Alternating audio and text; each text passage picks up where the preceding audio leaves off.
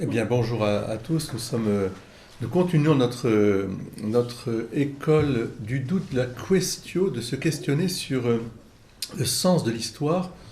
Y a-t-il une histoire de France et une histoire marquée par la présence chrétienne, c'est-à-dire par, au fond, la révélation de ce Dieu avec nous, Dieu parmi nous, que nous allons fêter bientôt à Noël. Nous sommes le 19 décembre, vous vous rendez compte, Marie se met en hâte pour aller visiter sa cousine Élisabeth. Eh bien, ce sont ces visitations qui sont permanentes de Dieu dans notre monde, et à travers une histoire, une culture, un pays. Et nous allons aborder justement les constructions qui parsèment notre Europe, mais en particulier la France. Si on faisait une carte des abbayes et des cathédrales, et sans oublier des basiliques et des églises, mais c'est extraordinaire. Il n'y aurait pas assez de lignes pour relier tous les points, tellement c'est jalonné. Ça me permet de vous dire que nous avons à prier aussi pour la reconstruction de la cathédrale de Notre-Dame de Paris.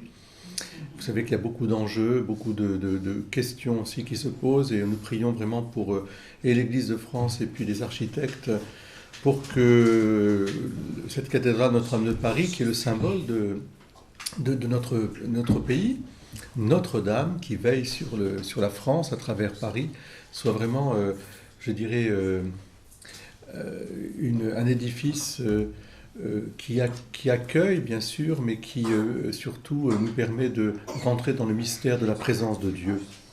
Pourquoi il faut bien prier? Parce que il y a plusieurs projets de reconstruction de la cathédrale et qui aussi ne sont pas forcément, je dirais peut-être, en tout cas sont sujets à des critiques et peut-être justifiés entre modernité et tradition. Que ce soit une tradition vivante, bien sûr, on est bien d'accord, mais il faut quand même que ce soit dans la continuité et non dans une rupture. Alors nous prions à cette intention, mais justement ça va nous permettre de mieux comprendre quel est le sens d'une abbaye, d'une abbatiale, quel est le sens d'une cathédrale. Il y a un sens à la fois à travers le chiffre d'or, mais aussi à travers surtout la foi qui s'est exprimée d'une manière visible et concrète, comme un livre d'images. Alors maintenant, nous entrons dans le temps des abbayes et des cathédrales. Alors d'abord, je voudrais vous présenter un livre qui s'appelle Abbaye et monastère. C'est un livre extraordinaire. Je pense que pour les catéchistes, ce serait un livre très très utile. Oui, c'est vrai. Parce qu'il est fait avec vous allez voir, une frise qui regroupe toutes les constructions au fil des siècles. Donc vous avez tous les événements principaux de l'Église au fil des siècles. Il est extraordinaire, je m'en suis beaucoup servi.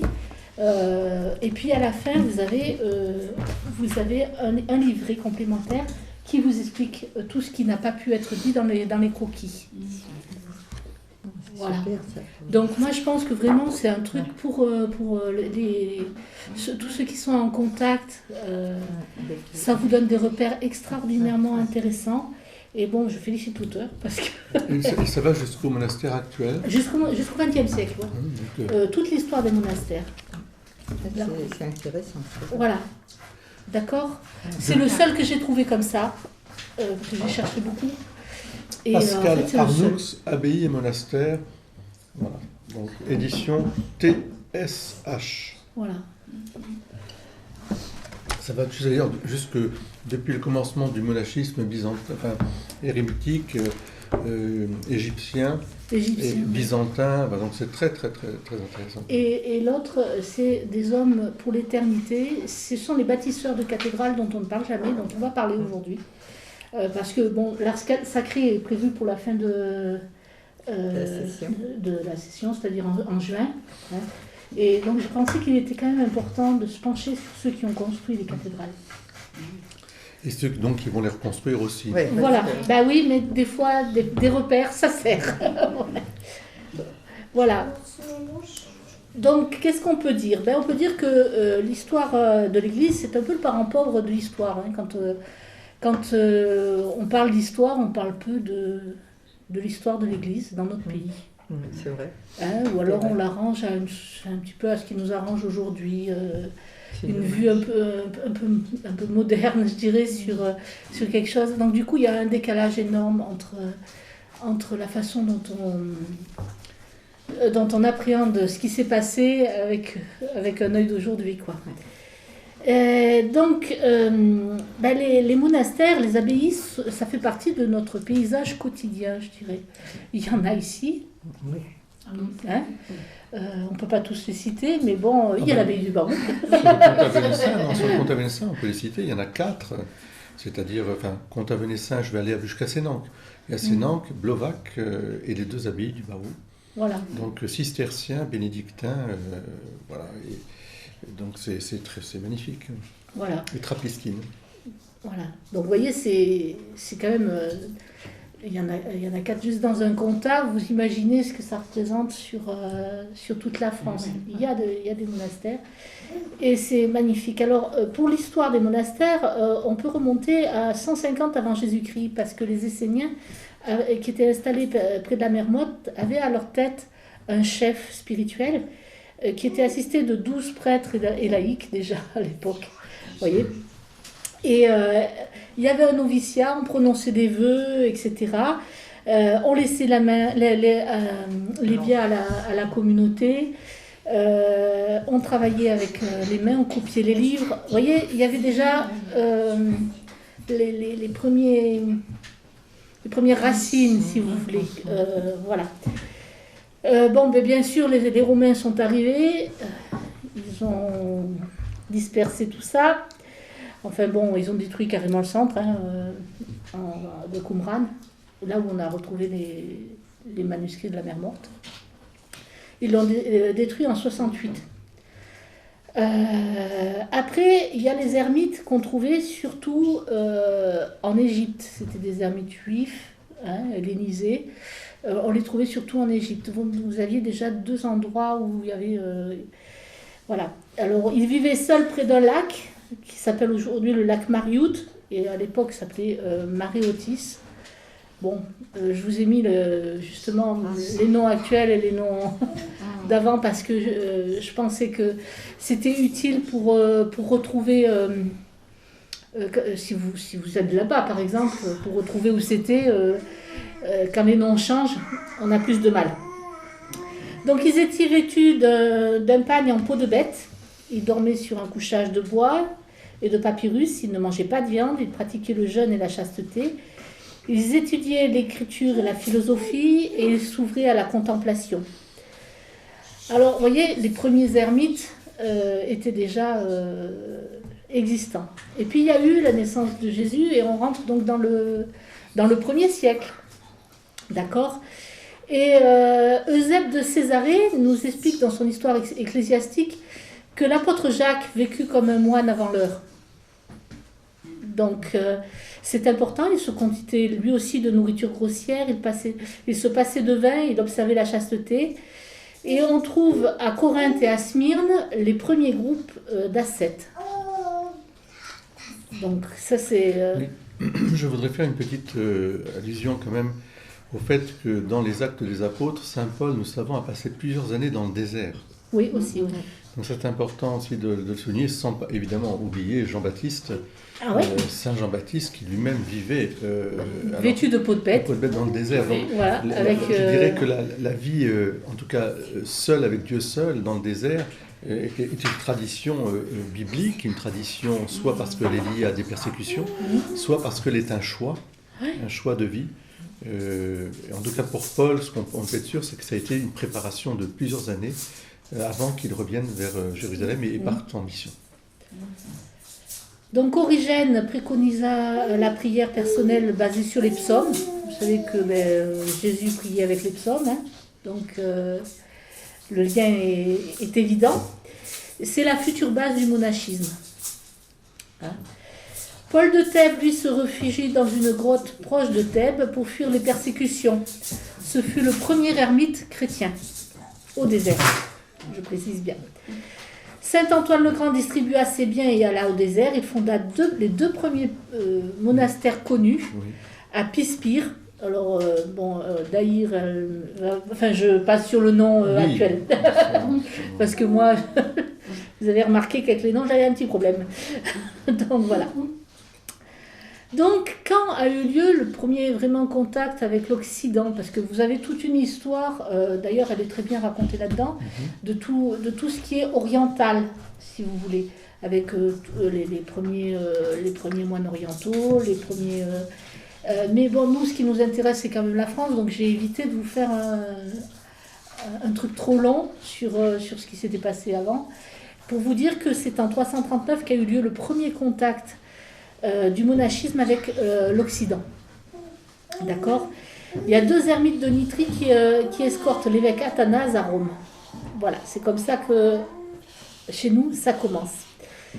Et on se retrouve avec Saint-Hilaire, qui était évêque de Tours, et qui a été exilé à cause de son soutien à Athanase d'Alexandrie. Il aide à propager le monachisme en Gaule. Oui, c'était encore la Gaule.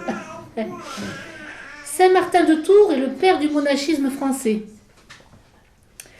Il est né en Pannonie en 316. C'était un officier romain affecté en Gaule à Amiens. Il a partagé son manteau, vous connaissez l'histoire, avec un pauvre. Il a donné la partie qui lui appartenait et l'autre partie qui appartenait à l'empereur, il l'a gardée, quoi. Et c'était l'adjoint d'Hilaire à qui il succéda en 371. Et il fonda les premières abbayes gauloises, Ligugé et Marmoutier, où il a été inhumé à sa mort. Qui existe toujours. Donc vous voyez, nous sommes dans les années 300 quand même. Ligugé. Saint-Jérôme. Saint-Jérôme, tout le monde en a entendu parler? Oui. Oui, c'est lui qui est... Oui. Donc il vivait alors je sais pas si c'est Chalcis ou Calcis, moi là-dessus, Calcis, ouais, dans le désert syrien, puis après il a été secrétaire du pape. Il a créé l'abbaye de Bethléem en 386, il a traduit la Bible en latin, et la règle de Saint Pacôme aussi, Saint Pacôme qui était un Égyptien, qui a passé sa vie au désert et qui a fondé 9 monastères, tandis que sa sœur Marie a créé les couvents à l'identique. Donc vous voyez, ils ont repris les racines à la base, quoi. Vous avez Sainte Paule, qui était une aristocrate romaine qui est devenue veuve en 379. Elle a fait, alors, quand elle est devenue veuve, elle a fait de sa maison un lieu de prière pour les femmes, au départ. Et puis, elle a fini par suivre Saint Jérôme jusqu'à Bethléem, où elle a fondé un couvent féminin. Vous avez Sainte Mélanie l'Ancienne, qui a fondé un couvent de 50 moniales à Jérusalem, au Mont des Oliviers. Saint Basile de Césarée, qui était évêque et père de l'Église, qui a uni les églises d'Orient et combattu l'arianisme. Il a estimé que la pratique de l'Évangile conduisait à la vie monastique, tout simplement. Voilà, ça allait de soi. Donc, alors, oui, je crois que ce qui est important, il faut comprendre pourquoi. Parce que c'est de dire ça correspond à l'Évangile. Pourquoi ce mouvement monastique? Oui, c'est ce que je fais.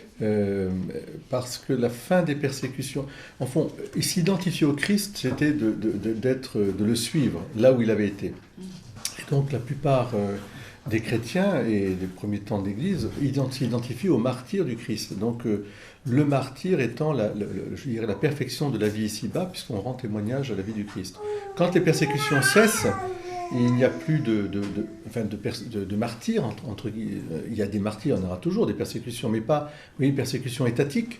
Ce qui fait que les chrétiens qui voulaient vivre une vie plus parfaite, se disant poursuivre le Christ, il faut que je sois seul avec Dieu seul, comme le Fils était avec le Père. Donc la secula Christi, comme on dit, suivre le Christ, ça a pris ce chemin de la vie soit érémitique dans le désert, soit monastique en communauté, mais de toute façon, une vie consacrée totalement à la louange, à la prière, à Dieu seul. Voilà. Seul avec Dieu seul. Voilà le passage entre... C'est une forme de témoignage, si vous voulez. C'est une forme de martyr, au sens de témoignage, que la vie monastique donne. Et c'est ça qui a je dirais, aspiré toutes les personnes qui se sont dit maintenant il faut qu'on suive le Christ jusque dans le désert, à donner notre vie totalement pour lui. en renonçant à la vie du monde, si je puis dire. Le père de Foucault. Le père de Foucault plus tard, bien sûr, lui aussi. Donc il a inventé le système de la loge, c'est-à-dire que c'était un établissement où il y avait des ermites qui vivaient en semaine, et ils se réunissaient le samedi et le dimanche pour prier ensemble, pour célébrer ensemble, pour prendre le repas, pour recevoir l'enseignement. Enfin, vous voyez, le samedi et le dimanche était consacré totalement à une vie à une vie communautaire, et le reste de la semaine était consacré à... On pourrait dire qu'aujourd'hui, les Chartreux font un petit peu c'est la même... Hors semaine, ils sont un peu seuls, enfin, ils vivent une vie hérémitique, mais dans le dimanche et le samedi, je crois qu'ils ont un jour aussi où ils se retrouvent un peu ensemble. Donc ils travaillent à l'union spirituelle, la stabilité, l'obéissance aimante, l'ascétisme modéré, la prière, les études, le travail manuel, la charité envers les pauvres, les offices, le réfectoire, le doctoire commun. Vous voyez, il y avait les premières bases de ce qu'allait être la façon de vivre des moines. C'est saint Athanase donc, qui a répandu les monastères en Europe, et les cellules furent quant à elles fondées par saint Macaire. Vous savez, les cellules, voilà. Donc après, vous vous souvenez qu'il y a eu les invasions barbares et tout ça, il y a eu quelques soucis, hein, donc quelques petits problèmes dont on a parlé avec Clovis et tout ça, hein. Quelques petits soucis, hein. Voilà. Les temps n'étaient pas tout à fait calmes, on va dire. Disons que oui. Et donc vous avez Jean Cassien qui a fondé 2 abbayes à Massilia. Massilia, vous savez où c'est, hein? Marseille, hein. Il était d'abord moine à Bethléem, puis en Égypte, et puis prêtre à Rome, et puis après, voilà, hein, il est arrivé jusqu'ici. Vous avez Saint-Augustin qui, lui, était berbère, voilà. Il a fondé une communauté laïque, contemplative, vouée à la prière, l'ascèse, la pauvreté. Et il a laissé 2 textes qui font de l'emploi du temps quotidien, avec le travail manuel le matin, les études l'après-midi. Il a fixé les horaires des offices ainsi que l'engagement au commandement de l'Église, au partage, à l'harmonie, sous la conduite d'un prêtre pour l'autre, sans vœux, sans modification superflue ni clôture. Et ce texte est très important parce qu'en fait, il a servi de base à toute une série d'ordres, voilà. de congrégations qui se réfèrent à la règle de Saint-Augustin. Voilà. Donc, Saint-Césaire d'Arles, donc Arles, c'est pas loin, hein, vous voyez, a écrit la règle des Vierges Saintes et il l'a adaptée en règle pour les moines. Hein. Et puis vous avez Saint Benoît de Nursie, hein, qui lui a fondé 12 monastères. Il avait quand même mis des règles assez strictes, donc ça lui a valu quand même des tentatives d'empoisonnement, tellement ça plaisait à tout le monde. D'accord. Il a fondé le monastère du Mont-Cassin et qui a écrit la règle bénédictine. Si vous comprenez bien, il y avait pas mal de fondateurs avec des règles et qui étaient toutes unies de façon sur le fait de travailler, de prier et de vivre en communauté.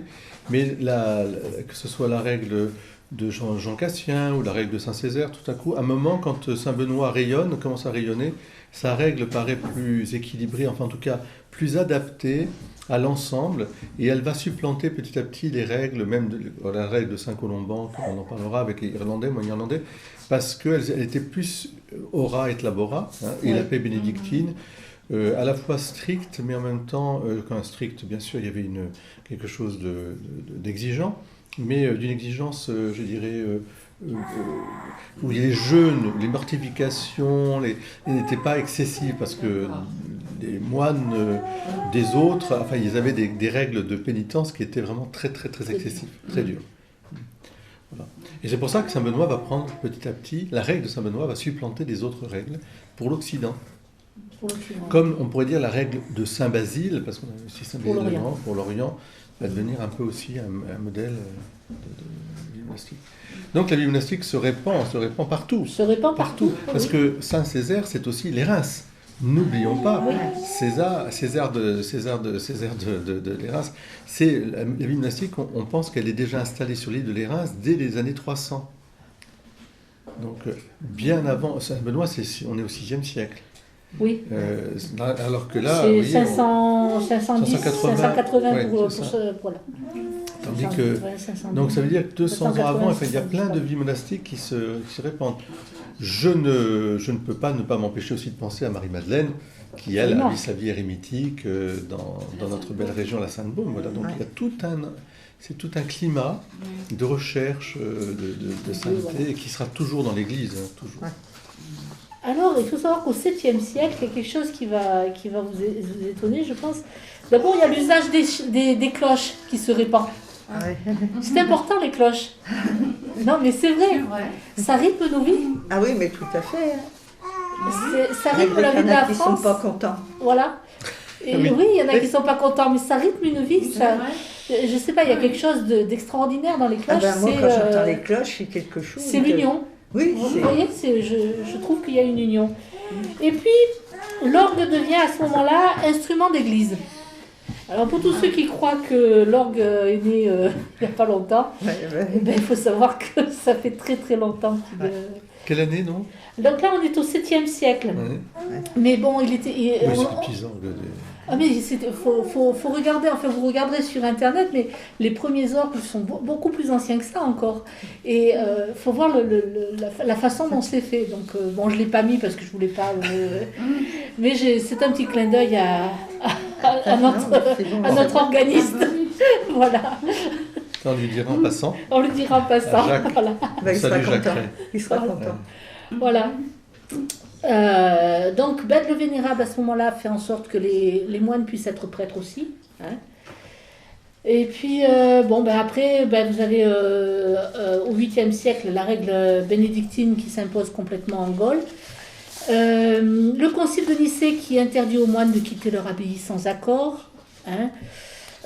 Au 9e siècle, vous avez Loup de Ferrières qui collectionnait les manuscrits, les recopiait et qui a permis d'améliorer et de propager l'enseignement du latin. Hein. Alors, à l'époque, l'entrée au monastère ne pouvait se faire qu'à partir de 10 ans et la tonsure à partir de 17 ans. D'accord ? Les moines étaient aussi tuteurs d'orphelins. Ça, c'est important aussi de le noter. Hein. Et l'accès à la vie monastique est accordé aux esclaves. Oui, alors c'est très important ça aussi de souligner, c'est que dans la vie monastique, il n'y a exception absolument d'aucun état, même si, bien sûr, on le sait, il y avait ce qu'on appelle les moines de cœur et les moines, les frères convers, comme on disait. C'est-à-dire que ceux qui avaient reçu une éducation qui pouvaient lire, donc il y avait aussi l'office, il fallait pouvoir lire, écrire, parler latin, enfin voilà, et des autres qui étaient là pour travailler, mais à l'origine de la vie monastique, il n'y a que des frères. Il n'y a plus ni juif, ni grec, ni esclave, ni homme libre. Et celui qui vient le rang d'entrée, je dirais, manifeste la place. Et si un seigneur, on va dire, un fils d'un seigneur rentre, et qu'avant lui, un fils d'esclave ou un serf est rentré, il est avant. Et même ça ne veut pas dire après qu'il n'y aura pas, évidemment, des fonctions qui seront données, mais c'est d'abord une vie fraternelle. Voilà. Donc au Xe siècle, on note la fondation de Cluny. Au XIe siècle, on va noter la fondation de la Chartreuse et de Cîteaux, avec les cisterciens. C'est ça. Hein. La Chartreuse, vous en avez tous entendu parler, je pense. C'est beau. Hein. Ah oui.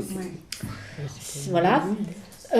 Au XIIe siècle, vous avez Savigny, vous avez les ordres des hospitaliers de Saint-Jean de Jérusalem, vous avez Clairvaux qui est aussi créé, vous avez l'ordre du Temple, vous avez les prémontrés. Enfin, vous voyez, là, on sent vraiment qu'il y a un élan, quoi. Hein. Au XIIIe, vous avez Saint-François qui fonde la Fraternité des pénitents d'Assise, avec Sainte-Claire qui fonde les Clarisses. Au XIVe siècle, vous avez beaucoup de soucis là, beaucoup de soucis. Il y a des famines, il y a une augmentation de la bourgeoisie avec des problèmes de pouvoir qui se créent, quoi. Les problèmes franco-anglais de succession qui vont mener à la guerre de 100 ans. Hein. Vous avez des problèmes avec la fiscalité de l'Église, le grand schisme d'Occident avec Rome et Avignon, et puis aussi un refroidissement climatique qui induit des famines assez graves. D'accord ? Au XVe siècle, eh bien, vu que c'est la guerre de 100 ans, ben, les monastères sont complètement pillés. Hein. Il y a de gros problèmes. Alors, les monastères qui vivaient aussi du travail du sol sont très, très fortement touchés par la famine, puisque quand le climat ne correspond plus, vous avez des famines qui se déclenchent, hein, forcément. Au XVIe siècle, vous avez tout le problème du luthérianisme, du schisme anglican, de l'hérésie calviniste, avec le Concile de Trente qui va essayer de remettre de l'ordre dans tout ça. Vous avez Ignace de Loyola qui fonde la Compagnie de Jésus. Vous avez toutes les guerres de religion. Très nombreuses abbayes qui sont détruites par les Huguenots. Sainte Thérèse d'Avila qui fonde les Carmélites des Chaussées avec Saint Jean de la Croix qui fait de même pour la branche masculine. Et vous avez enfin l'édit de Nantes avec la tolérance religieuse qui est proclamée. Au XVIIe, vous avez Saint François de Sales et Jeanne de Chantal qui fondent les Visitandines. Vous avez la guerre de 30 ans qui est le dernier conflit confessionnel et la révocation de l'édit de Nantes.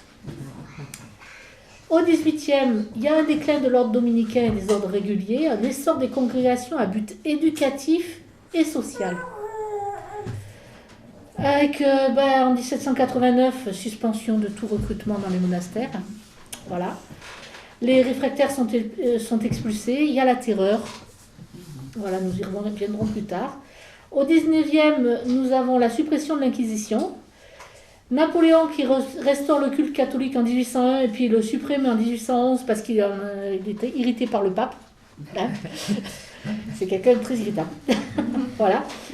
Vous avez un anticléricalisme qui frappe vraiment très fortement la France. Et en 1890, vous avez la fondation de l'école biblique de Jérusalem. Et au XXe siècle, ça commence par des mesures anticléricales assez lourdes, avec l'expulsion des communautés monastiques, rupture des relations avec le Saint-Siège. Mais ça s'arrange en 14-18 parce que l'Église apporte son soutien. Son tribut, je dirais, voilà. À cette hécatombe. Voilà. Beaucoup de prêtres religieux, deviennent infirmiers, aumôniers. Et là, il y a une reconnaissance de la nation sur eux. Ouais. Donc en 1900, vous avez 20 000 frères qui enseignent dans les écoles chrétiennes à 350 000 élèves, ce qui est quand même énorme, avec 1430 établissements. En Espagne, vous avez la guerre civile qui entraîne le décès de milliers de religieux et un sac des monastères. En URSS, c'est un arrêt complet de toute vie monastique. Oui. Ouais. En 1944, vous avez la création de Thésée, une communauté protestante. En 1947, l'aide à l'Église en détresse. En 1950, vous avez la fondation des missionnaires de la charité à Calcutta. Tandis qu'en Chine, on expulse tous les prêtres et les religieux étrangers. En 1970, vous avez la naissance du renouveau charismatique et en 1988, la réouverture des monastères en URSS avec le rétablissement de la possibilité de vivre la liberté religieuse. Quoi. Donc ça, c'était pour vous donner le cadre général. Je pense que ça vous montre bien quand même les hauts et les bas de l'histoire de notre pays. Et donc, nous allons... est-ce que vous pourriez nous parler un peu plus de la guerre, la règle de Saint-Benoît ? Je dirais que dans ces hauts et ces bas, ce qui est important toujours, c'est que pour que la vie monastique puisse se maintenir, il faut une certaine fuite, entre guillemets, du monde. Je dis bien une certaine fuite, c'est-à-dire qu'un monastère n'est pas un refuge de gens qui sont, qui seraient comme des misanthropes, qui ne supportent plus rien. C'est pas ça, mais il y a besoin d'une certaine exigence pour pratiquer à la fois la prière perpétuelle, on peut dire, le travail aussi. Donc des lieux reculés, des lieux de silence, etc. Or, dans un monde qui s'industrialise de plus en plus, un monde aussi marqué par la science, un monde marqué par le rationalisme, la conception même d'une vie monastique est de plus en plus incompréhensible. Qu'est-ce que c'est que ça? D'autant plus que la vie monastique va être rattrapée par ce qu'on appelle les prébendes et autres, c'est-à-dire que le roi va nommer des abbés, comme il nommera des évêques aussi, enfin des monseigneurs, qui sont moines comme je dirais, leur tante était religieuse, c'est-à-dire comme leur mère était religieuse, c'est-à-dire qu'ils ne vont jamais dans les abbayes autre que pour aller chercher les récoltes, qui laissent donc un exemple assez pitoyable d'une vie de la cour et autres. Enfin bon, ils se conduisent comme des châtelains dans une grande propriété. Et tout ça fait que la vie monastique devient difficile et même, je dirais, incompréhensible et forcément donc persécutée. Donc, à chaque fois qu'il y a un renouveau monastique, il faut justement un désir de sequela Christi, de suivre le Christ seul avec le Christ, quoi. Et donc, par exemple, je prends l'exemple de Gadagobi, qui est une très belle abbaye qui était installée d'abord à Chambéry, sur le lac du Bourget, mais qui, pour des raisons évidemment de silence, de recherche de solitude, ce lac du Bourget est complètement investi par les tombeaux des ducs de Savoie, et donc ils avaient des visites tout le temps. Ils ont dit non, on ne peut plus, il faut qu'on quitte, sinon on n'aura plus de vocation, les vocations ne viendront pas. Ils sont allés à Gadagobi. Voilà, pour expliquer quand même aussi pourquoi, c'est parce qu'il y a eu des réformes successives de la vie monastique, parce que quand la richesse venait trop, je dirais, finalement entraîner les monastères dans des décadences, que ce soit l'ordre bénédictin, l'ordre cistercien, l'ordre cartésien, il faut faire très attention. Et à chaque fois, il y a besoin de retrouver une source qui est, je dirais, des vœux d'obéissance, de pauvreté, de chasteté vraiment vécus. En réalité, ça n'empêche pas que chaque monastère est un lieu d'une thébaïde, un lieu de béatitude, un lieu de beauté. Comme on peut avoir, par exemple, au mont Athos, qu'on peut avoir au mont de Sinaï avec le monastère égyptien Sainte-Catherine, très célèbre. Ce sont des monastères incroyables où les gens vivent vraiment. Voilà.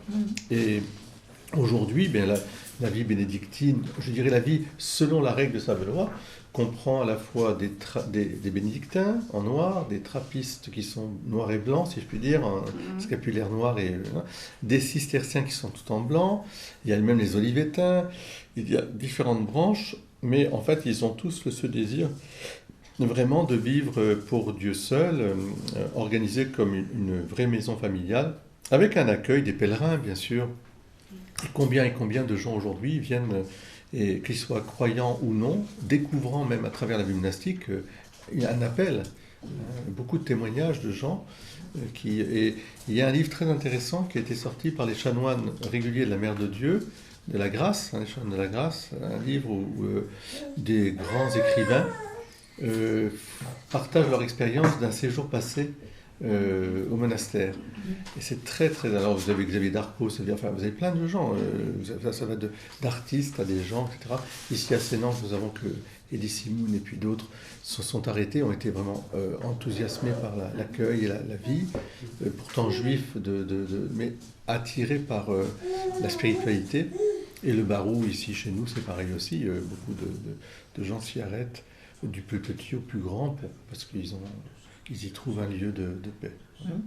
Ora et labora. Saint Benoît, donc Benoît XVI a écrit un livre là-dessus aussi, pour montrer qu'au XXIe siècle, la règle de Saint Benoît pouvait être aussi une règle sociale et politique.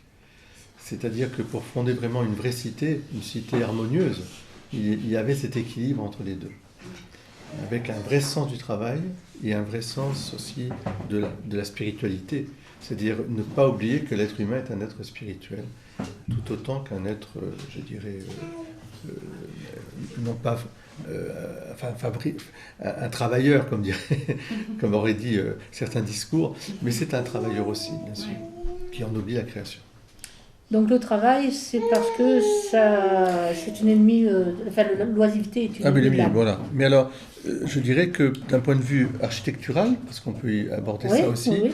vous avez donc toutes les traditions de la vie monastique vont plutôt s'orienter vers des constructions à la fois humaines, à taille humaine, c'est-à-dire que les portes, tout ça sont plutôt à taille humaine, style dit roman ou cistercien, et les églises ou abbatiales sont volontairement dépouillées, tout en étant, je dirais, lumineuses, d'une lumière intérieure et aussi harmonieuse. Ce ne sont pas des très grands édifices, bien que, attention, Vézelay ou même l'abbaye, si vous allez ici, vous verrez que ce sont quand même des beaux édifices, mais on sent qu'il y a une certaine forme humaine, de la porte d'entrée jusqu'aux vitraux, etc.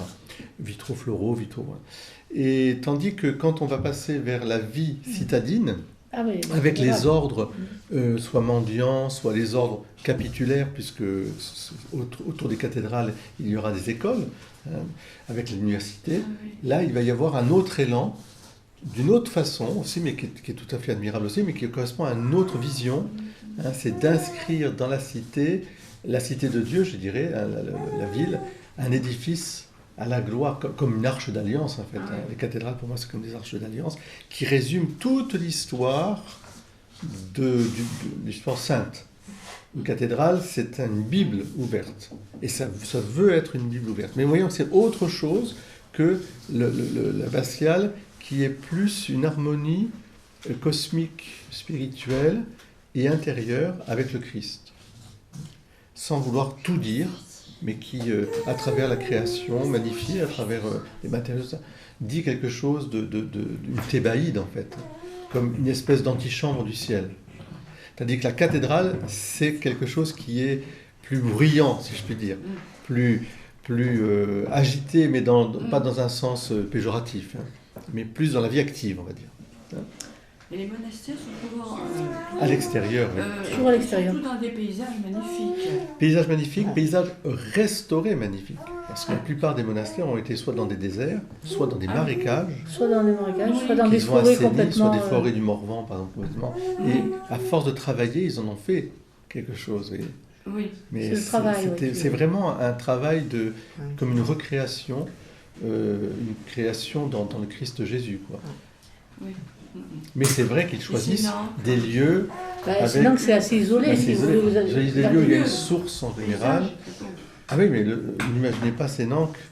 Ben oui, quand ils sont arrivés, ça devait être la jungle. un désert ou un. Oui.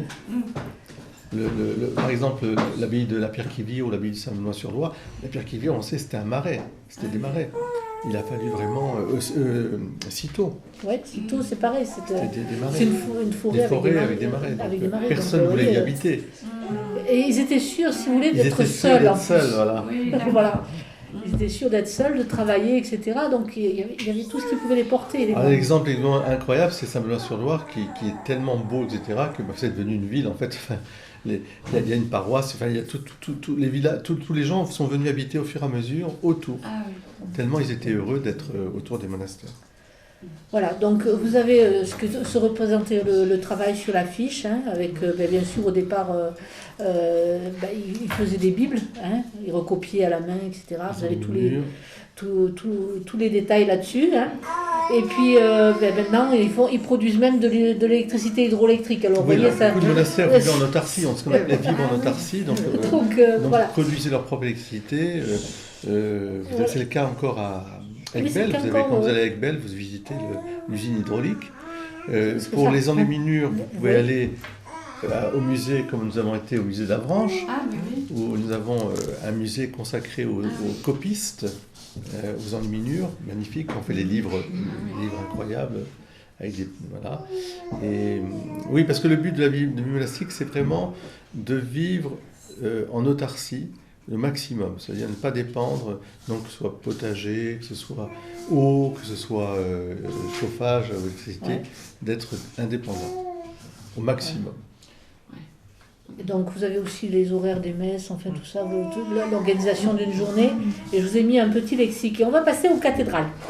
Alors je vous laisse parler des cathédrales, je vais aller accueillir nos amis du Cœur de France, mais, et ça je vais le prendre, mais voici venir le temps des cathédrales. Vous avez bien compris aussi, la cathédrale est un effort de toute une cité. Oui. c'est la ville qui fait la cathédrale. Dans un monastère, C'est tout un peuple c'est même. tout un peuple, on peut dire, tout un peuple. Oui, tout un peuple. Un monastère, c'est autre chose. C'est vraiment une construction plus réservée, plus intérieure. Et on voit bien dans les langues. Donc, je comprends très bien qu'il y ait des gens qui soient heureux, se sentent plus dans un monastère, quand ils rentrent dans une abbatiale, se sentent plus en paix. Et d'autres, le silence leur fait peur. Et ils préfèrent aller visiter une cathédrale où il y a quand même tous ces jeux de lumière, ces statuaires, ces mouvements. Voilà. Donc, il faut de tout, je dirais, pour faire un monde, comme on dit. Et ça correspond bien aussi à une époque. Je crois qu'il faut que ça nous fasse réfléchir aussi. On sort du premier millénaire, et où on avait très peur de la fin du monde, hein, et d'un coup, là, waouh, il y a quelque chose d'autre après. On va vers un siècle d'or qui sera le XIIIe siècle. Voilà. Donc, on a eu des siècles d'or avant, c'était le 4e, 5e siècle, au moment de la paix de Constantin. C'est pour ça qu'on appelle Saint Léon le Grand. Puis là, on aura le siècle de Saint-Louis. Puis après, on aura le 17e siècle, le grand siècle. Et pour l'instant, on attend encore un siècle d'or de notre temps, mais c'est pas gagné. Pas gagné. C'est pas gagné. Oui. Voilà. Donc, nous sommes donc au 12e, 13e et 14e siècle. Hein.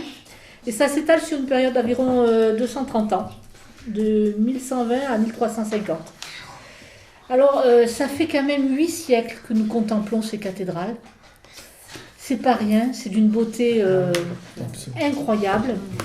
Et c'est une épopée unique que la construction d'une cathédrale. Mais une épopée, je veux dire. Tout le monde est réuni autour du projet. Hein. Le roi, les évêques, l'église, le les peuple, artisans, tout le monde. Hein, voilà. Et ça touche plusieurs générations. Ça ne s'arrête pas à... vous savez, on voit pas la fin d'une cathédrale. Enfin, celui qui commence une cathédrale, il sait qu'il ne la verra pas. Voilà. Hein. Ça fait partie. Donc, vous voyez, c'est un mouvement quand même aussi vers les générations qui suivent. Oui, il y a une transmission. Une transmission il y a quand même.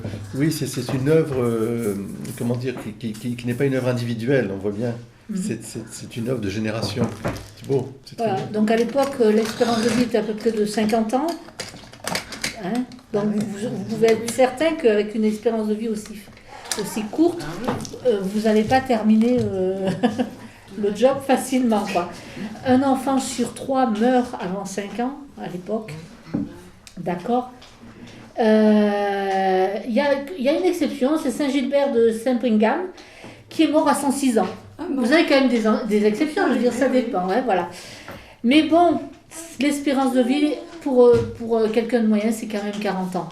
Vous voyez,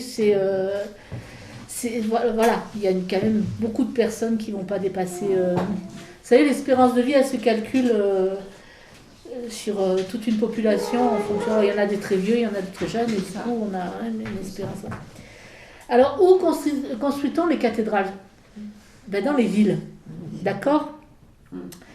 Parce que là où on choisit de construire les cathédrales, les hommes sont présents depuis des siècles. Donc ça atteste de l'importance de la continuité aussi. On construit généralement sur une ancienne église, là où il y avait eu un martyr, où il y avait eu... vous voyez ce que je veux dire?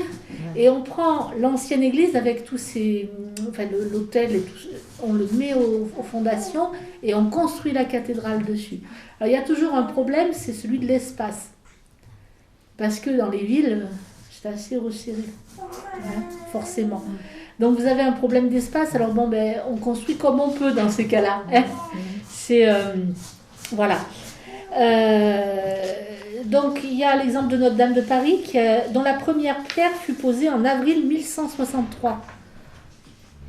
D'accord ? La première tranche de travaux s'est achevée en 1182, la première tranche, hein, avec la consécration du maître-autel par le légat du pape. Puis on construit les 3 dernières travées de la nef, les bas-côtés et les tribunes en 1190. Toute la construction suit le temps liturgique, c'est-à-dire qu'on travaille entre les offices, et puis on va à l'office. Vous voyez, c'est rythmé par la vie liturgique, quoi.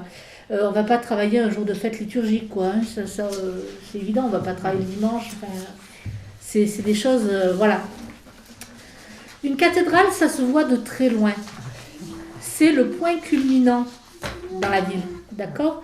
Et autour, vous avez les chanoines et les prêtres qui vivent, ceux qui sont impliqués dans le fonctionnement de la cathédrale. Alors, une cathédrale rassemble une église, un baptistère, un palais épiscopal, une chapelle privée, et les chanoines forment le chapitre. Donc, vous voyez, vous avez tout ça. Et vous avez aussi un hôpital qui s'appelle l'Hôtel-Dieu. Vous voyez, à Carpentras, vous avez le palais épiscopal, vous avez l'Hôtel-Dieu. Vous voyez, tout ça, c'est l'ensemble. C'est vrai qu'à Paris, entre la Notre-Dame et l'Hôtel-Dieu, c'est très proche. Hein. Oui, c'est pour ça, mais c'était voulu. Hein, c'était voulu. Ah, c'était voulu, oui. Oui. Alors, qu'est-ce qui motive la construction d'une cathédrale? Ben, en fait, les bâtisseurs ils lèvent les yeux vers Dieu avec une immense foi. Mais une immense foi. Leur œuvre lève le voile qui sépare le temps avec l'éternité.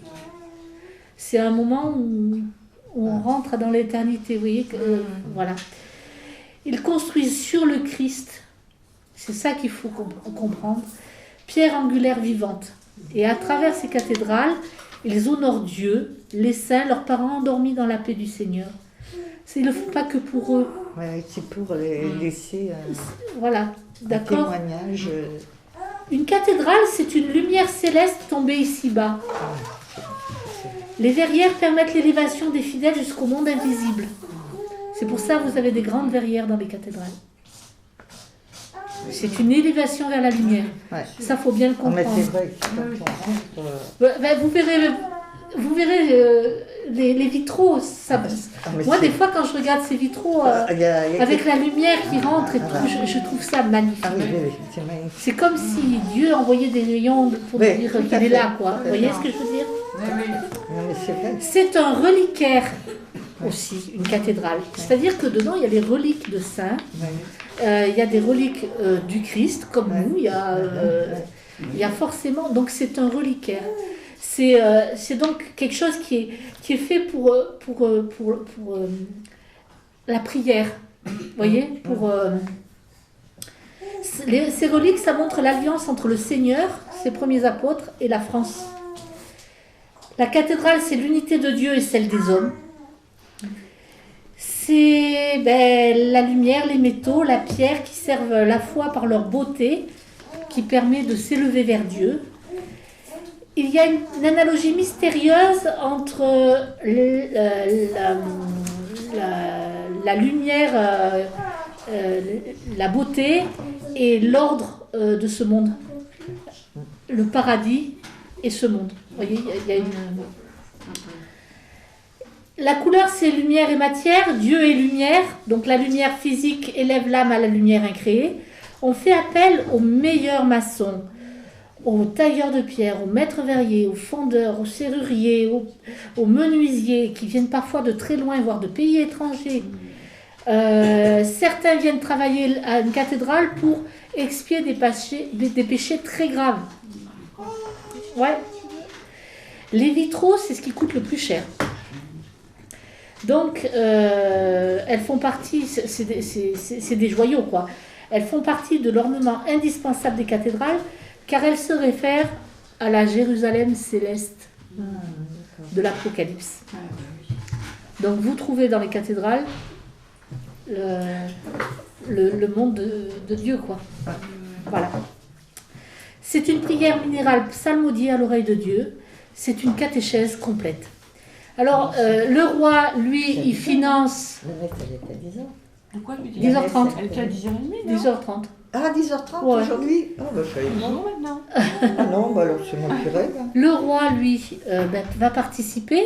Vous savez que le roi, c'est le lieutenant de Dieu, hein, puisque vous avez... Ouais. Voilà. Il a été sacré roi, hein, d'accord. Donc, c'est lui qui permet la fondation des communautés religieuses, qui accorde des largesses au clergé, qui offre souvent des vases sacrés pour les cathédrales, et qui s'occupe beaucoup de tout ce qui est accès aux lieux saints, etc. À l'époque, vous vous souvenez, c'est les croisades. Hein. Ouais.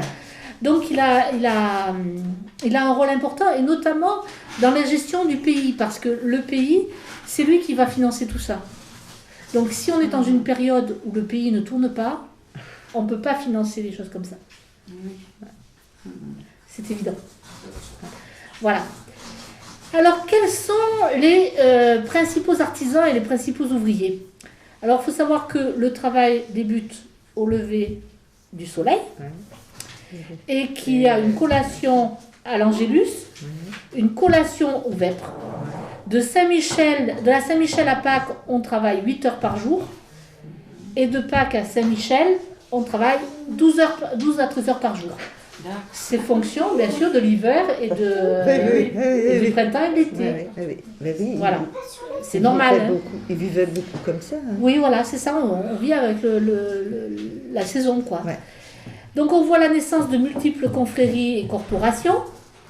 Alors il faut voir qu'avant, on pensait que le travail était une pénitence, parce que Dieu nous avait imposé le travail dans la Bible, etc. Et en fait, on s'est rendu compte que le travail est un moyen de salut qui permet d'évacuer l'oisiveté, de ne pas s'ennuyer et d'être susceptible d'être attaqué par le démon. Parce que moins on est occupé, plus on pense à faire des âneries. C'est pas... Voilà. Donc, on s'est rendu compte de cette importance que Dieu a voulu le travail. Et donc, du coup, on y met tout son cœur. Donc, c'est pour ça, comme c'est pour le bien commun, eh ben, il y a un maximum de personnes qui participent à la construction de la cathédrale. C'est la famille du Christ qui construit la cathédrale. Voilà. Alors, le maître d'œuvre, c'est ce qu'on appellerait aujourd'hui un architecte. Donc, à l'époque, c'est sûr, vous n'avez pas des plans comme... Il a un carnet de croquis sur lequel il décide ce qui doit être fait, quoi. Et puis après, il va reporter son croquis en taille réelle sur le sol. Vous voyez ce que je veux dire? D'accord.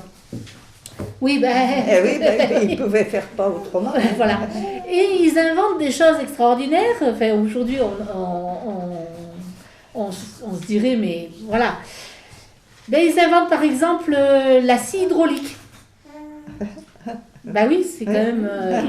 voilà. Le vérin pour soulever les grosses pierres. Voilà. Donc c'est un homme qui maîtrise la géométrie, les techniques du dessin, les mesures, l'optique. Il répartit les tâches.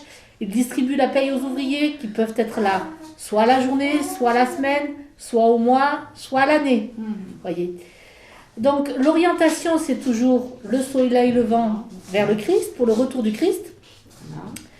Et tout est fait pour monter le plus haut possible pour aller vers Dieu. D'accord?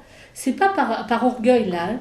Non, vous voyez, c'est pour élever l'âme. Hein. C'est pas comme quand on construit un building voilà, c'est pour l'orgueil humain, vous voyez ce que je veux dire? Non, là, c'est vraiment pour élever l'âme vers Dieu. Donc, on essaie de réduire les poids et l'épaisseur des murs, parce que c'est ce qui permet de s'élever, et c'est là qu'on invente les arcs-boutants, vous savez, que vous trouvez... voilà, d'accord? Parce que voilà. Donc, il faut voir que les moyens sont élémentaires et les résultats époustouflants. Il faut comprendre aussi qu'on n'avait pas eu la transmission de la façon de construire des Romains et des Égyptiens, etc. Tout ça, ça avait été perdu. Oui. Donc là, on repart de choses nouvelles, quoi. Un maître d'œuvre, ça a un sens rare de l'observation, c'est-à-dire que c'est par son observation qu'il sait comment. Parce que c'est vrai que maintenant, on va vous faire des calculs de résistance de béton, vous voyez ce que je veux dire? Des choses comme ça. Lui, non, c'est par l'observation qu'il va... Ça marche bien parce que, voilà. Voilà. Il y a des échanges entre maîtres d'œuvre, bien sûr, mais il y a aussi un secret professionnel. C'est normal. Hein. Bon, donc, comme je vous ai dit, on a dessiné sur la terre le dessin. Ouais. On fait venir les terrassiers. D'accord? Donc les terrassiers, ils font les fondations, hein, puis les maçons. Alors les fondations, on creuse des tranchées profondes pour les fondations, 5 mètres de large, sur plusieurs mètres de profondeur. Je vais faire. Et oui, il faut que ça tienne. Hein. Ouais. Notre-Dame de Paris, par exemple, repose sur un lit de pierre épais de 10 mètres. Ah oui, c'est vrai. Ils ont mis combien de temps pour les construire, Notre-Dame? Je me souviens plus, mais bon, je sais plus si je l'ai mis. Enfin, je sais pas, faudrait que tu regardes. Ouais. Donc on dépose ensuite ce que je vous ai dit, hein, les pierres consacrées qui étaient dans l'église précédente, ça on le met dans les fondations, hein, d'accord. On n'oublie pas de creuser des puits pour l'approvisionnement en eau, bien sûr, parce qu'il faut un approvisionnement en eau pour faire les travaux, mais aussi pour la cathédrale. Hein, voilà. On fait des machines de levage et des échafaudages pour les charpentiers. On utilise le fil à plomb. Ouais. Oui, de nos jours, c'est pas toujours utilisé, je ne sais pas. Je ne sais pas si c'est encore utilisé, mais je connais ça. Voilà. On utilise le mortier et le plâtre, des pierres, des potences à double poulie, des treuils à cabestan, des tenailles métalliques, du bois. Pour vous donner un exemple, la cathédrale de Reims a nécessité 1800 tonnes de chêne. Voilà. Ouais. Alors, vous avez une loge qui est à côté de la cathédrale, où dedans, vous allez avoir ceux qui taillent les pierres. Et aussi tout le matériel. Le matériel est très protégé, c'est un peu logique là. Hein. D'accord? Donc dedans, vous avez quoi comme outils? Les équerres, les compas, les règles, les gants pour protéger les ouvriers. Voilà. Vous avez des forges qui servent à faire des outils et à les réparer aussi, parce qu'il faut réparer, donc on fait ça sur place. Les distances des carrières sont au maximum 30 km, au maximum. Hein. Les plus lointaines, c'est ça. Il faut que la carrière soit prête. Pourquoi? Parce qu'il faut transporter des blocs de pierre qui ne sont pas... Voilà. Donc, on extrait les pierres, ça va vous intéresser, avec des pics à bois, des maillets, des masses et des coins. Non, mais faut voir, non, parce qu'il faut avoir la foi pour faire. Je vais vous dire, d'accord. J'ai toujours l'admiration pour ceux qui ont construit ça. Ah oui, c'est ça. Ce que je dis, dans les moyens qu'ils avaient, comparé à ce qu'on a à l'heure d'aujourd'hui, on n'est pas capable. On n'est pas capable de sortir de telles choses. Et eux, c'était à la sueur de leur front, comme absolument, on pourrait dire. Alors, on classe les pierres de la plus dure à la moins dure, forcément, parce qu'elles vont avoir des rôles différents. Les plus dures vont servir au mur, et les moins dures, je veux dire, parce que souple, c'est quand même pas non plus, ça va servir au sculpteur. C'est logique. Donc, vous savez qu'on a des traces sur certaines pierres. Ces traces, vous êtes peut-être demandé d'où ça venait, c'est tout simplement parce que pour construire les murs, il faut qu'il y ait une homogénéité des pierres. Donc, la pierre dure, par exemple, vient de telle carrière, de tel emplacement, c'est homogène. Donc, on va mettre des marques sur les pierres qui sont toutes issues de ce même endroit pour pouvoir construire un mur homogène qui supporte... parce que c'est important que vous ayez une homogénéité des murs. Voilà. Après, vous avez les sculpteurs. Alors eux, on pourrait croire qu'un sculpteur fait toute une sculpture. Ben non, en fait, vous avez le sculpteur spécialiste des visages, le sculpteur spécialiste des mains et le sculpteur spécialiste du reste. Quoi. Donc vous voyez, c'est un travail commun. D'accord? Pour le mortier, on utilise la chaux, l'eau et le sable. Quand on a besoin de mortier de blocage, on ajoute des cailloux les cailloux un peu plus gros, quoi. Hein. Ben, je pense que ça marche toujours comme ça, d'ailleurs, plus ou moins. Hein, Sophia? Ça marche toujours un peu comme ça. De quoi? Le mortier. Ah oui. Ça, hein, vous voyez, ça va changer. Ça n'a pas trop changé. Hein. Voilà. Bon, simplement maintenant, peut-être qu'il y a des mélanges qui sont faits, tout ça, mais le principe, la base reste la même, quoi. La base reste la même.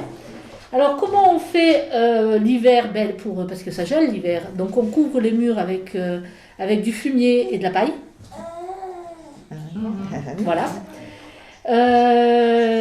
Les manœuvres, ils amènent tout ce qui est nécessaire à la construction. Donc, vous avez des personnes qui vont amener, par exemple, le sable. Enfin, vous voyez, vous avez toute une catégorie de personnes qui va aider, en fait, les artisans, quoi. Le maître d'œuvre, il chemine avec l'évêque et avec les chanoines, parce qu'il y a quand même un contrôle de l'église à chaque fois pour... certaines confréries financent les vitraux parce que, comme je vous l'ai dit, ça coûte très très cher. La partie la plus chère de l'édifice, c'est ça. Donc les maîtres verriers sont au sommet des bâtisseurs. C'est vraiment les sommets. Alors comment on fait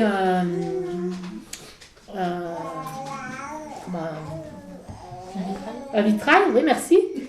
On commence par un modèle réduit. On fait un modèle réduit, on commence comme ça. Après, on dessine sur du carton. Puis, on découpe des verres. Le modèle est sur carton, il est à taille réelle. Hein. Voilà. Puis après, on découpe les morceaux de verre qui vont aller avec. Il faut savoir qu'on fait des couleurs qui sont à base de minéraux et de végétaux. Donc, alors, on utilise même des pierres précieuses pour tirer les couleurs. Hein. C'est pas rien. Après, on fixe la couleur dans un four à chaud, enfin un four chaud, je veux dire, pardon, pas un four à chaud, n'importe quoi, la fatigue, d'accord. Et puis après, on met un réseau de plomb, comme ça, entre chaque... et après, on fait un gros plombage, si vous voulez, vous avez remarqué que vous avez des... Oui. Hein. Et après, on met des barres de fer pour permettre le soutien global. Enfin, vous avez qu'à regarder, hein, vous regarderez dans la cathédrale, vous regardez l'extérieur, vous regardez l'intérieur, vous voyez le plomb, vous voyez les barres, je crois que non, c'est assez clair, quoi. Les femmes travaillant à la cathédrale sont souvent employées comme manœuvres, elles transportent donc des matériaux, elles aident les forgerons, les morteliers, elles participent au ravitaillement, elles filent la soie, elles travaillent le tissu, et elle lie les exigences domestiques avec les exigences du travail. Hein. Et donc, il ne faut pas oublier que les cathédrales sont faites pour permettre d'assister aux offices, de recevoir un enseignement, d'approcher les reliques, parce que les reliques, c'est très important dans les cathédrales, c'est ce que je vous ai dit. Ici, vous avez le Saint-Maur, vous avez Saint-Siffrin, vous avez des reliques très importantes, d'accord ? Tout est géré par les chanoines, c'est le signe matériel de l'espérance en la résurrection, comme le sont tous les reliquaires. Voilà. J'espère que ça vous aura apporté quelque chose et que je voulais pas aborder les cathédrales tout de suite sur le plan de l'art sacré, parce que je pense que souvent quand on rentre dans une cathédrale, on oublie de regarder ce qu'elle signifie. Ouais. On va trop vite regarder, il y a une statue ici, les boules de vitrail, vous voyez, mais on ne cherche pas trop à comprendre le message qu'ont voulu nous laisser nos ancêtres. Parce que c'est un message. Voilà. Vu les efforts qu'ils ont fait, vu ce qu'ils ont donné, c'est vraiment un message qu'ils nous ont laissé. Voilà. Mais c'est bien aussi d'en parler aux enfants. Voilà. Bravo. Joyeux Noël à tous. Hein. On va essayer.